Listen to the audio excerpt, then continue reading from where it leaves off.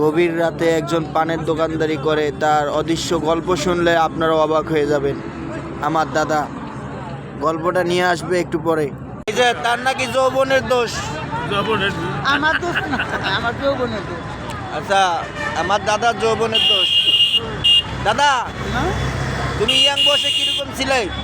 আমি বলতে পারবো না, আমার মানুষও অন্য মানুষও বলতে পারবো না।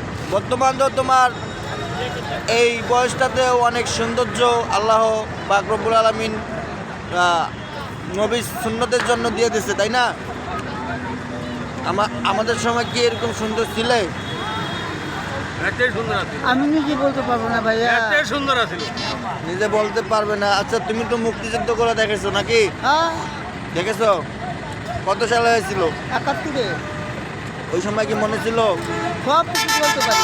আমি আবার ভোটও দিচ্ছি, নৌকা মার্কা ভোট দিচ্ছি। ওই সময় ভোটার হই নাই, কিন্তু তাও দিচ্ছি। ওই সময় নৌকা মার্কা ভোট দিছো? হ্যাঁ, ওই সময় কি নৌকা মার্কা ছিল যুদ্ধের সময়? না, ওই তারাকে যুদ্ধ তো লাগলো, নৌকা মার্কা পাস করানোর পরে যুদ্ধ লাগলো। নৌকা মার্কা মজিবে মনে করো পাস করলো মতন ওই যে এই যে গন্ডগোল লাগে। মুজিবে পাশ করার সাথে সাথে গন্ডগোল লাগছে ওই সময়।